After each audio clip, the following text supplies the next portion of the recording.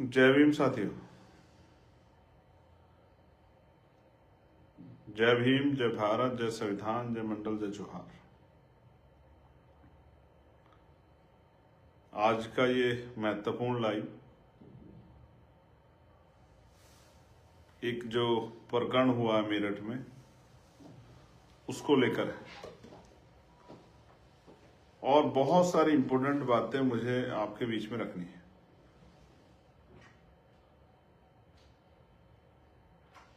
वो बातें इस पूरी घटना से जुड़ी हुई हैं और कुछ ऐसे खुलासे भी हैं जो शायद आपको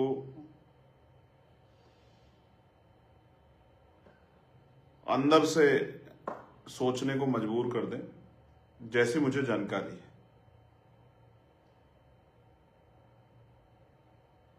लेकिन क्योंकि स्थिति बड़ी अजीबोगरीब थी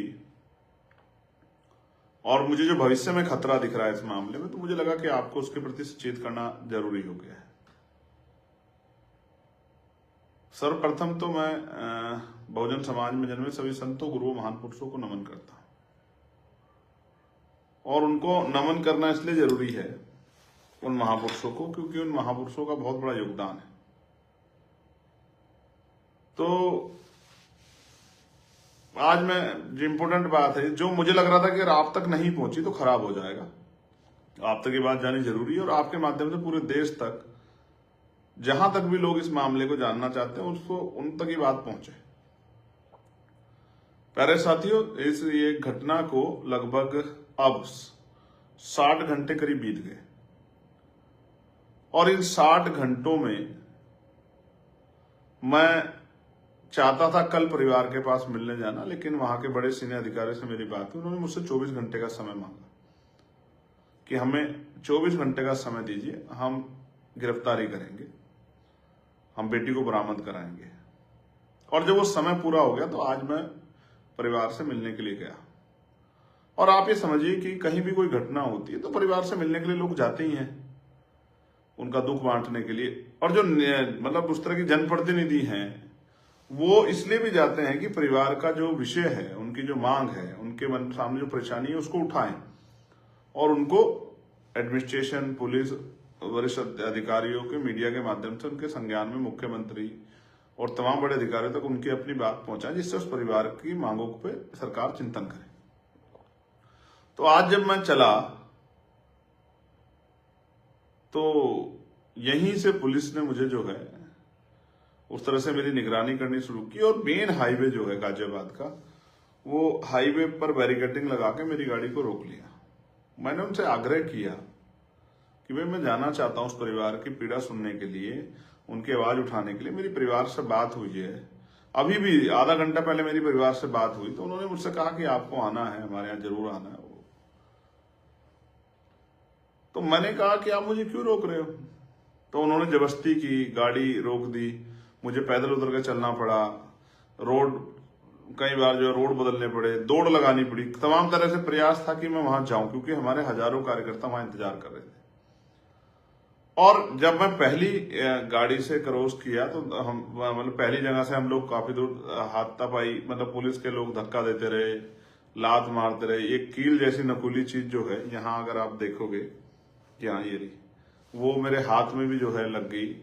मैंने ऐतराज भी किया कि पुलिस को अपना रोकना है, ठीक है, उसका एक तरीका है, लेकिन रोकने के साथ इस तरह की बदतमीजी नहीं करनी चाहिए। लेकिन हमारे साथियों ने हिम्मत बढ़ा के जो है और पहले पड़ाव को हम लोगों ने पार कर दिया। जैसे आगे निकले तो दूसरी जगह बैरिकेडिंग कर रखा है,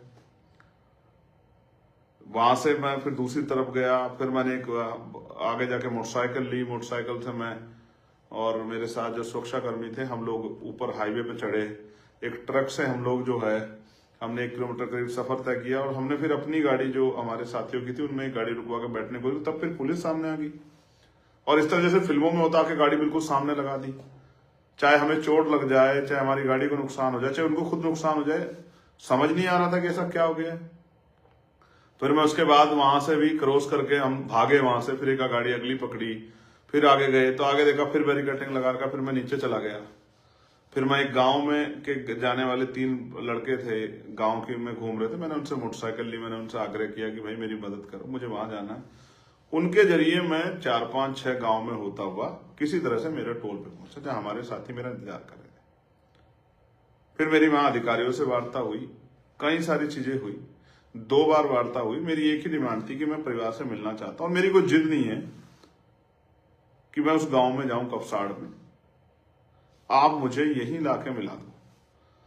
और पुलिस इस बात पे अड़ी हुई थी कि भाई आप गाजियाबाद वापस चले जाओ, हम गाजियाबाद और दिल्ली या दिल्ली मिलने की व्यवस्था करा देंगे, जब हमारी टीम वहां विरोध कर रही थी। और मैं उनसे आग्रह कर रहा था कि भाई मैं यहां आया हूं तो मुझे यहीं मिलने नहीं दीजिए, परिवार को लाकर मिलवा दीजिए, मैं उनकी पीड़ा को सुन लूं, उनके हाल को जान लूं, उनकी जो परेशानियां हैं, उनके जो इस समय के जो महसूस कर रहे हैं, और मीडिया के सामने रख दूं, अपने लोगों के सामने रख दूं, सब लोगों तक ये बात चल जाएगी। आज मेरे लाइव में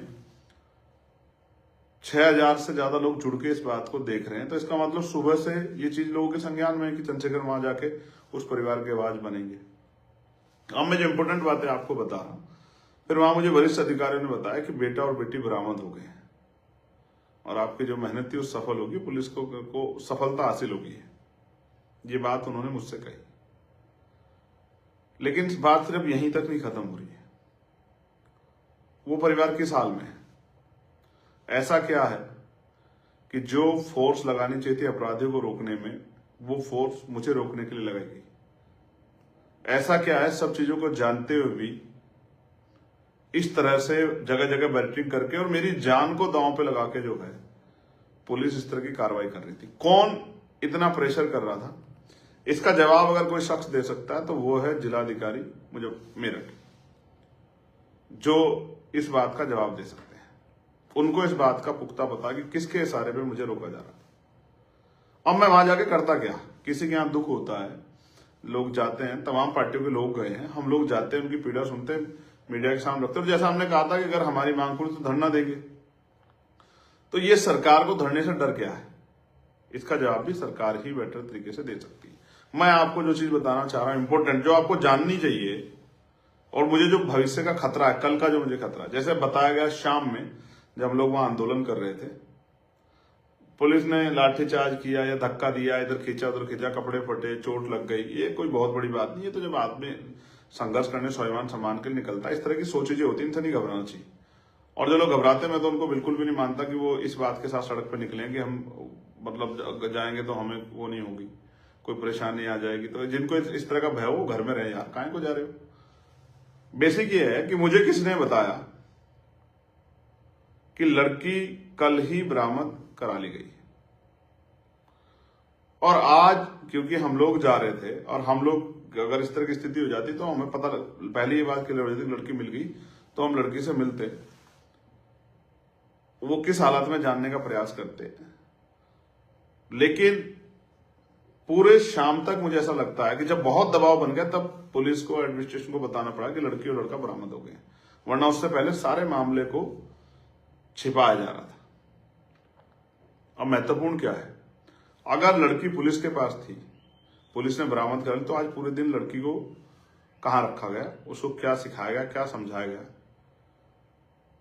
क्योंकि मुझे जो घटना बताई गई है चशमदीदों द्वारा या वहां के लोकल लोगों द्वारा, कि वो लड़का उस लड़की को पिछले लंबे समय से परेशान कर रहा था, इस बात को लेकर गांव में विरोध भी हुआ था, इस पर चर्चा भी हुई थी, और लड़की ने स्पष्ट मना कर दिया था कि मैं इस लड़के से दूर रहना चाहती हूं, इसको कहिए कि लड़का अपना कोई दूसरा रास्ता इख्तियार कर ले, मैं इससे बात नहीं करना चाहती। लड़का जबरन उस लड़की के पीछे पड़ा हुआ था और उसको टॉर्चर कर रहा था, उसको उस लड़की को मजबूर कर रहा था कि वो उस लड़के से बात करे। और उस दिन भी क्या हुआ, अगर आपने सुना हो, कि उस लड़के ने खेत से निकल के उस लड़की को आवाज लगाई, जहां उसकी मां भी साथ थी, कि मुझे उससे बात करनी, लड़की ने मना कर दिया। तो जहां तक मुझे नजर आता हुआ ये है कि लड़के ने लड़की को धमकी दी कि अगर तुम मुझसे बात नहीं करेगी तो मैं तेरे परिवार का कत्ल कर दूंगा, और इस बात को पुख्ता करने के लिए उसने एक हथियार से उसकी मां का कत्ल कर दिया। डरी सहमी लड़की, जिसकी मां का कत्ल उसके सामने हो गया हो या मृतक स्थिति में हो, वो उसको किस स्थिति में, एक आदमी था, 2 आदमी थे, 4 आदमी थे, उसको कैसे लेके गए, कहां लेके गए, किसी को नहीं पता है। अब मुझे डर क्या है? अब मुझे डर है कि लड़की को डराकर, लड़की को समझाकर, परिवार को डराकर, इसलिए शायद हमें जाने से वहां रोका जा रहा था कि हम ना मिले, हम ना अपनी बात, उनकी बात सुन पाए, ना कर पाए, कि जिसके लड़की को डरा के कल लड़के के फेवर में बयान दिलाए जाए कि मैं ही इसके साथ जाना चाहती थी। और इसका एक माहौल बनाने का काम कल से किया जा रहा है कि लड़का लड़की में प्रेम प्रसंग था, लड़का लड़की जो एक दूसरे को जानते थे, लड़की बड़ी है, लड़का छोटा है। ये सारी बातें कल से जो है वहीं आसपास के लोगों द्वारा, मीडिया का मैं धन्यवाद दूंगा इस महान मीडिया का, जिसमें बिल्कुल भी नैतिक चरित्र नहीं है, कमजोर वर्गों की बेटियों के चरित्र का दमन करते हुए। ये भी एक तरह का नोचना होता है, जिस तरह का जो है वो मीडिया कर्मी कर रहे हैं, उनमें सब्र नहीं है, उनमें हिम्मत नहीं है जानने की, लेकिन उनको वो किसी भी अरे गहरे कहीं बाइट चला के ये बताना है कि लड़की गलत है। हम कल से देख रहे थे, चाहे हाथरस और हाथरस में भी यही हुआ, मीडिया ने डिबेट करनी शुरू कर दी। मेरे आज भी याद है कुछ चैनल डिबेट करवा रहे थे और कह रहे थे कि फोन में उनपे कोई जानकारी नहीं थी कि उनके फोन में मैसेज मिले हैं, उनकी बातें होती थी, उनका ये होता था, उनका वो होता था। आप समझिए पूरा नैरेटिव क्या, पूरा नैरेटिव उस परिवार को गलत बनाने का है। और ऐसा क्या है उस गांव में जहां कल सब लोग चले गए थे कि वहां एडवोकेट चंद्रशेखर आजाद, जो दलितों का ही, क्योंकि दलित सीट से जो है, रिजर्व सीट से, मतलब रिजर्व सीटों का से चुनाव व्यक्ति जो उन्हीं के प्रतिनिधि के रूप में उनका नेतृत्व करता है, उसको गांव में ना जाने दिया जाए, ये किसकी नाक का सवाल बना हुआ था। और जितनी मैं समझता हूं ये हिम्मत डिस्ट्रिक्ट लेवल के अधिकारियों, डिस्ट्रिक्ट लेवल के नेताओं में या अधिकारियों में तो नहीं थी। जहां Ghaziabad police, Saharanpur police, Meerut police, Hapur police, तमाम एक इस तरह का मतलब संगठित जो है एक वो चला रहे थे, मूवमेंट चला रहे थे कि चंद्रशेखर वहां नहीं पहुंच जाए। ये क्यों था? इसका एकमात्र कारण मुझे नजर आता है कि परिवार दहशत में है, परिवार डर में है, और परिवार चंद्रशेखर आजाद से ना मिले, और परिवार को जिस तरह का दबाव बना जा रहा है, वो दबाव बनाने में पुलिस प्रशासन और वहां के लोकल लोग कामयाब हो जाएं, मुझे ऐसा लगता है। इस गांव की हिस्ट्री के बारे में 2018 के आसपास की एक घटना हुई थी जिसमें दलितों के घर जलाए गए थे। ये भी इस गांव का इतिहास है। ये भी मुझे आज वहीं किसी सज्जन द्वारा बताया गया। मैं आपको ये बात बता रहा हूं बहुत जिम्मेदारी से। उत्तर प्रदेश में गुंडा राज चल रहा है और खुद सरकार से जुड़े हुए लोग किसी भी कीमत पे अपराधियों को अपराध करने से रोकने में कामयाब नहीं हो पा रहे। लेकिन जो कोई आवाज उठाना चाहता है उनको रोकने का और उनको जो है तमाम तरह की मुसीबतों में डालने का काम सरकार के सहारे पे पुलिस और एडमिनिस्ट्रेशन कर रहा है। मैं पुलिस के भाइयों का धन्यवाद दूंगा। वो कितना ही हमसे लड़ लें, कितना ही वो हमें कोहनी मार ले, कितना ही जो है वो जूते चला लें, कितना ही जो है और तमाम तरह के प्रयास कर ले, और ये कीले वीले, हम गोलियों से नहीं डरते, इनसे क्या डरेंगे, तो ये सारे प्रयास कर ले। मैं जानता हूँ कर्मचारी है उनका, वो मेरे खिलाफ नहीं है, वो किसी के खिलाफ नहीं है, वो तो ड्यूटी कर रहे हैं जो उनको ड्यूटी दी गई। वरना बताइए गाजियाबाद पुलिस मुझे काहे को रोकेगी?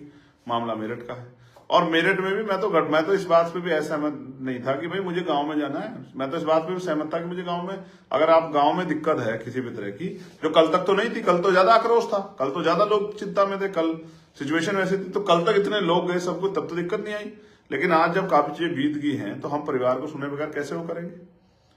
तो आज ऐसा क्या हुआ कि मुझे वहां नहीं जाने दिया गया? ये बहुत बड़ा चिंता का सबब है। और हो सकता है कल लड़की जो है किसी डर में, क्योंकि कोई मजबूत आदमी तो है नहीं समर्थन में वहां खड़ा दिख रहा है, हो सकता है डरा के धमका के कल उस लड़की से फेवर में बयान दिया जाए। ये मेरा डर है। पहले मेरा डर यह था कि हो सकता है उस लड़की की हत्या कर दी जाए, और हो सकता है उसी के ऊपर इल्जाम लगा दिया जाए कि उसने अपनी मां की हत्या कर दी होगी। लेकिन अब मेरा डर यह है कि हो सकता है कल पीड़िता से डरा के आरोपी के फेवर में बयान दिला दी जाए और पूरे मामले को पलट के साबित कर दिया जाए कि लड़की ही लड़के को लेकर चली गई थी।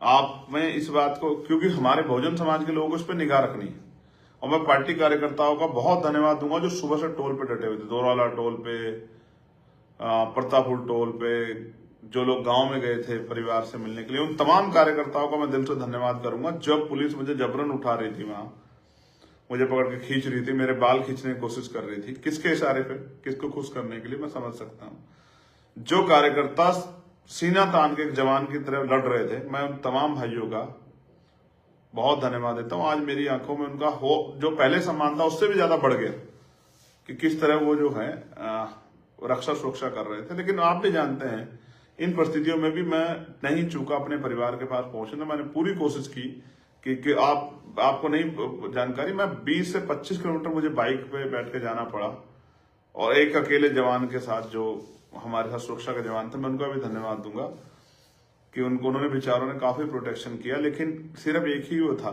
और तमन्ना ये थी कि उस परिवार से जाके मिला जाए, क्योंकि जो समय दिया गया था पूरा हो गया था। बहुत मुश्किल घड़ी, बहुजन समाज के लोगों को सतर्क रहना, सावधान रहना है। और मैं ये पूछना चाह रहा था, मैंने कहा भी मीडिया से कि कपसाड़ जो है वो पाकिस्तान के टेरिटरी में है क्या? कि वहां एक चुना हुआ सांसद जिसकी बहन को उठा लिया गया है, जिसकी जो है मां की हत्या कर दी गई, वो अपने परिवार से नहीं मिल सकता, कि ये पाकिस्तान में है क्या? क्यों? मेरठ जो दिल्ली से 100 किलोमीटर नहीं है, रोड से जो गांव 3 किलोमीटर स्थित है हाईवे से, उस गांव में एक चुना हुआ जनप्रतिनिधि, एक सांसद क्यों नहीं जा सकता? मेरे वहां जाने से किसे खतरा था? इसलिए मेरी चिंताएं बढ़ी हुई हैं। मेरे मन में इस बात का भय है कि उस बेटी के साथ उसको डरा कर, धमका कर, हो सकता है आरोपियों के फेवर में बयान तक करा दिए जाए। लेकिन हम भी इस मामले पे निगाह बनाए बैठे, हम भी छोड़ने वाले नहीं है। हमारी टीम बेटी से मिलने की कोशिश करेगी, और कोशिश करेगी उसको किसी तरह का दबाव उसके पार ऊपर ना बनाया जाए। परिवार से मेरी अभी बात हुई, वो उसके पिता और भाई नरसी, उनके पिता दोनों रो रहे थे। वो कहते माँ तो चली गई, माँ को तो आप देख नहीं पाए, लेकिन पिता को आके देख लो। उनकी इच्छा थी, लेकिन उनकी इच्छा के विरुद्ध क्यों जो है प्रशासन किसी भी कीमत पे, आप ये समझिए कि जब मैंने उनसे आग्रह किया, डीएम ऑफिस मिलवा दो, सर्किट हाउस मिलवा दो, लेकिन ऐसा क्या था कि मुझे परिवार से ना मिलने का जो है, ये किसका आदेश था कि चंद्रशेखर को परिवार से नहीं मिलने देना है? आप समझिए, उत्तर प्रदेश है जहां कानून के राज की बात करते हैं, मुख्यमंत्री हर चौराहे पे यमराज खड़े, हर चौराहे पे यमराज खड़े। कहीं कोई बेटी का अपमान कर जाएगा तो वहां यमराज मिलेंगे और वो कहीं ऊपर चला जाएगा। लेकिन यहां तो 52 घंटे बाद यमराज नहीं मिले। कहां गए आपके यमराज, मुख्यमंत्री जी?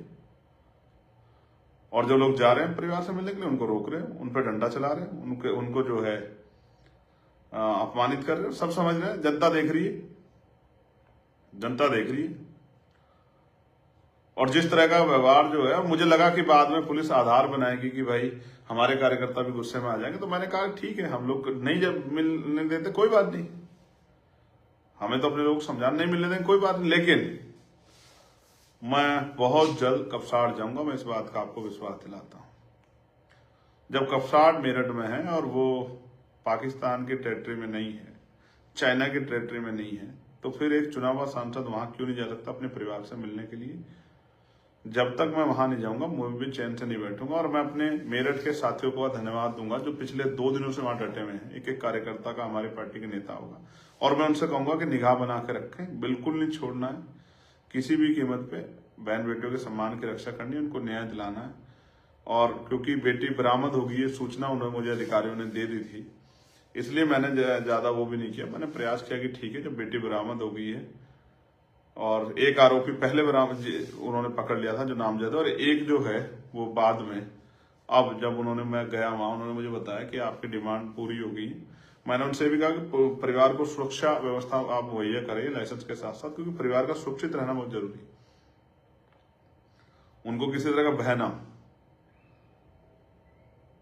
तो ये सब चीजें मैं आपके सामने इसलिए लाना चाहता था क्योंकि जिस तरह की मुझे सूचनाएं मिली, और जिस तरह का आज परिवार से ना मिलने देना, परिवार पर प्रेशर बनाना, और किसी हर तरह से रोकना, हजारों की संख्या में फोर्स लगाना, ये इस बात को स्पष्ट करता है कि कहीं तो कोई खेल है, कहीं तो कोई बात है जिसको प्रशासन छिपा रहा है। उत्तर प्रदेश है ये। मैं किसी भी जाति की हो, किसी भी धर्म की हो, किसी भी पार्टी जुड़ी महिलाओं को पूछना चाहता हूं, आपने देखा ना, कभी कभी कुछ अपराध इतने जघन्य होते हैं जिनके लिए किसी के पास जवाब नहीं होता है। एक माँ जो अपनी बेटी को खींच के ले जाते हुए गुंडों को नहीं देख पा रही थी, जो सामना करने के लिए मैदान में आई और उस माँ को धारदार हथियारों से किस तरह से उसको कुचल दिया गया, ये आपने और मैंने देखा। ये उत्तर प्रदेश है, ठाकुर योगी आदित्यनाथ जी का उत्तर प्रदेश है। उन्हीं की सरकार में कमजोर वर्गों की बेटियों को उठा लिया जाता है और उनकी माओं के साथ, जब एक माँ जो है ढाल बन के, शेरनी बन के अपने बच्चों की रखवाली के लिए खड़ी जाती है, तो उनकी माओं को धारदार हथियार से कुचल दिया जाता है और जो उनकी न्याय की आवाज उठाने के लिए जाते हैं उनको पुलिस सड़क बैरिकेडिंग करके रोकने का काम करती है, धक्के देने का काम करती है। ये आपने मैंने देखा। मैं एक काम कह के आया हूं उनसे, आप सुनोगे मिल जाएगा, कि ये जो आज दर्द सीने में लेके जा रहा हूं कि अपने परिवार से नहीं मिल पाया, इस दर्द से रोऊंगा नहीं, आंख में आंसू लाऊंगा, घबराऊंगा नहीं, पीछे नहीं बैठूंगा, आगे बढ़ूंगा। अपने साथियों से भी कह के आया। उन्होंने कहा साहब मुझे यहाँ चोट मार दी, मुझे पुलिस ने यहाँ डंडा मार दिया, मुझे यहाँ मुक्का मार दिया। मैंने उनसे भी कहा कि जब बहन बेटियों के सम्मान की रक्षा के लिए, सुरक्षा के लिए जिम्मेदारी लेके घर से निकले तो फिर किसी से घबराओ मत। ऐसी मुसीबतें आपका रास्ता नहीं रोक सकती, आपको कमजोर नहीं कर सकती। डटो मैदान में, ये तो आएंगी मुसीबतें। अगर देश के क्रांतिकारी जिन्होंने देश की आजादी की लड़ाई, अगर वो इन बातों से डर जाते तो क्या देश आजाद हो जाता? क्रांति खून मांगती है, बलिदान मांगती है। अगर आजादी चाहिए, स्वाभिमान सम्मान का जीवन चाहिए, तो संघर्ष करने का मादा रखो। जिन साथियों ने संघर्ष किया उनको आभार। जिन साथियों ने पूरा दिन लगाया, मेरठ की पूरी टीम को, मुजफ्फरनगर की, गौतम बुद्ध नगर की, गाजियाबाद की, बुलंदशहर की, हापुड़ की पूरी टीम को धन्यवाद, सैल्यूट आपको। और स्पेशली मेरठ की टीम को जो डटी रही, बिजनौर के साथियों को भी जो हमारे साथी आए थे, उन सबका भी धन्यवाद। हमारी नेशनल टीम के साथी भाटी जी जो आज बहुत खूब संघर्ष किया, हिमांशु भाई, अमित भाई, निजाम भाई, सतपाल चौधरी जी, कपिल भाई, उन तमाम साथियों को, एक एक कार्यकर्ताओं को, सभी जिलाध्यक्षों को, प्रदेश की टीम को, मंडल की टीम को, मिशन 78 के भाइयों से मैं मिला वहां थे, सबको मेरा धन्यवाद। लेकिन मैं आपको बहुत जिम्मेदार से कह रहा हूं, ये शुरू हुआ, अंत नहीं। साहब कहते हैं जिस समाज को मुफ्त में खाने की आदत हो जाती है वो कभी क्रांति नहीं करता, और जो क्रांति समाज नहीं करता वो अपने अधिकारों की रक्षा नहीं कर पाता, जो वो शासक समाज भी नहीं बनता। जो शासक समाज है उसकी बहन बेटियों का रोज अपमान होता है, उनको रोज जूते खाने पड़ते हैं। इसलिए शासक बनो। और मैं आपसे ये कह रहा हूं, क्रांति का ये जो पर्व है इसमें आहुति दो, आगे बढ़ो, संवैधानिक रूप से संघर्ष करो, पढ़ लिख के मेहनत करो, भाईचारा बनाओ। फिर इस तरह का कोई गुंडा, आप सोचोगे अगर कल ताकत आपके हाथ में तो कोई गुंडा आपकी बहन को उठा ले जाएगा। मैं तमाम कमजोर वर्गों को कह रहा हूं, मुसलमानों को, पिछड़े वर्ग के लोगों को, संविधान को मानने वाले सामान्य जाति के लोगों को, जो बाबा साहब अम्बेडकर की विचारधारा में, फूले साहब की विचारधारा में विश्वास रखते हैं, उनको भी कह रहा हूं, तमाम दलित समाज के लोगों को कह रहा हूं, महसूस करके देखो। उस माँ के बारे में, उस भाई के बारे में सोचो जिसकी ने माँ खो दी और बहन किस हालत में है और 52 घंटे से गायब थी। उस पिता के बारे में सोचो जिसकी पत्नी को कुचल दिया गया और जिसको बेटी को अपना सम्मान मानता, वो 52 घंटे तक गायब है। वो, मैं तो समाज को परिवार मानता हूँ, इसलिए मेरे अंदर जो फीलिंग है, फिर मैं ना अपनी तबीयत के बारे में, ना अपनी सेहत के बारे में, ना किसी और चीज के बारे में फिर नहीं सोचता। मैं एक दिन का समय मांगा था, पूरा हो गया था, इसलिए मैं गया था। और आपको इस बात के लिए मैं बता देता हूं कि बेटी बरामद हो गई है। जो सबसे बड़ी डिमांड थी हमारी कि बेटी सकुशल है, बेटी बरामद होगी, ये बात मैं आपको बता रहा हूं। लेकिन ये भी इसके लिए भी कर रहा हूं कि बेटी का बयान जब तक ना हो जाए, आप लोग नजर रखना। मैं फिर कह रहा हूं, बेटी को डराकर उसके बयान को अपराधियों के पक्ष में कराने के लिए एडी चोटी के जोड़ लगाए जाएंगे, ऐसा मेरा विश्वास है। इसलिए हमें नजर रखनी है, अपनी मां के हत्यारों को सजा दिलवानी है और उस बेटी के सम्मान की रक्षा करनी है। मैं आपका भाई चंद्रशेखर आजाद, आज आपके संघर्ष को धन्यवाद। और जो साथी डटे रहे, जिनको चोट लगी, मेरे प्यारों, अपना ख्याल रखना। लड़ाई लंबी है, एक दिन में संघर्ष परवान नहीं चढ़ेगा, लेकिन जब तक राजकाज नहीं बनेगा इस तरह के अपमान आपको सहने पड़ेंगे। इस अपमान से चिल्लाओ चीखो मत, इसको अपमान के घूंट को पियो और उससे संघर्ष करने की क्षमता पैदा करो और फिर मैदान में डटो, लोगों को जोड़ के भाईचारा बना के अपनी शक्ति बनाओ। आभार, धन्यवाद। जय भीम, जय भारत, जय मंडल, जय जोहार, जय संविधान, जय जवान, जय किसान, जय विज्ञान, जय लोकतंत्र। जैसी भी बात रहेगी आपके बीच इसी मीडिया के माध्यम से आकर रखूंगा। मैं क्यों नहीं जा पाया इसके बारे में आप चिंतन करना कि क्या कारण था कि मैं नहीं जा पाया और कौन था जो वो चाहता था मैं ना जाके परिवार से मिलूं, और ऐसी क्या बात थी जो छिपाई जा रही थी जो मेरे जाने से सामने आ जाती है। मेरी नजर इस पूरे मामले पे आप भी नजर रखिए। धन्यवाद।